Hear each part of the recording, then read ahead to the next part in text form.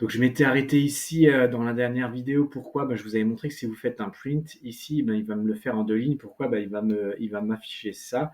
Et ensuite, ça, il va le prendre. Il le sait, je lui fais un underscore n, il faut le savoir, hein, mais c'est un retour à la ligne. Et donc, il va retourner à la ligne et continuer le texte ici. C'est pour ça qu'il me le fait en 2 lignes.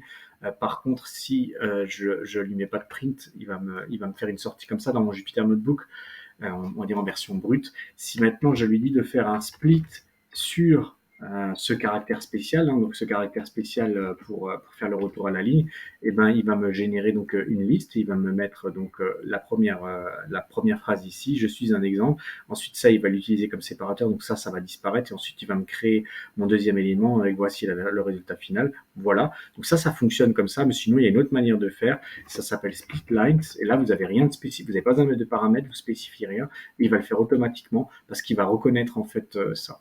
Donc c'est un peu, voilà, c'est un peu gadget, hein, parce que vous pouvez le faire, le split lines, vous pouvez le faire, vous pouvez le faire comme je l'ai montré juste avant, mais en tout cas sachez que ça existe. Et maintenant je vais juste vous montrer partition, la méthode.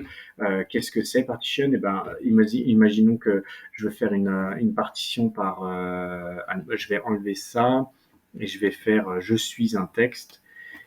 Je vais juste garder, non, je vais juste garder ça, je suis un texte d'exemple, et on va dire que je vais faire une partition à partir de mon verbe, je suis, et donc je vais le mettre là. Et en fait, qu'est-ce qui va me sortir? Vous allez comprendre. Il va me partitionner, il va prendre suis en position centrale. À gauche, il va me mettre, mais cette fois-ci, c'est un tuple qui va me sortir, plus une liste, mais on s'en fiche.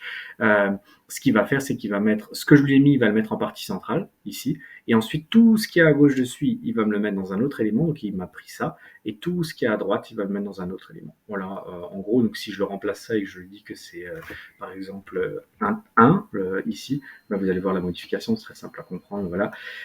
Et pourquoi il y a un partition et R partition? Imaginons que je lui fais un R partition là, le résultat est le même. Admettons que je lui dis je suis un texte d'exemple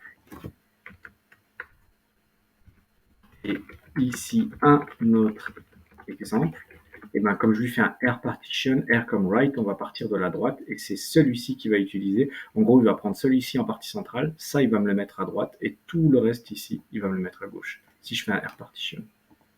Voilà, il m'a mis ça à gauche, celui-ci en partie centrale et tout le reste à droite. Et si je lui fais une partition, cette fois-ci, c'est l'inverse qu'il va faire. Il va prendre ce 1 là, le premier, parce qu'il est parti de la gauche. Ça, il va le mettre à gauche ici et tout le reste à droite. Je pense que vous avez compris. Donc voilà un peu les méthodes de découpage. Je pense que c'est assez simple à comprendre. Donc avec un split, découpage sous forme de liste, partition, découpage sous forme de tuple, et la différence entre les deux, c'est que dans un partition, il va prendre ça, il va le mettre comme élément central, et ensuite à gauche et à droite, il va mettre le reste.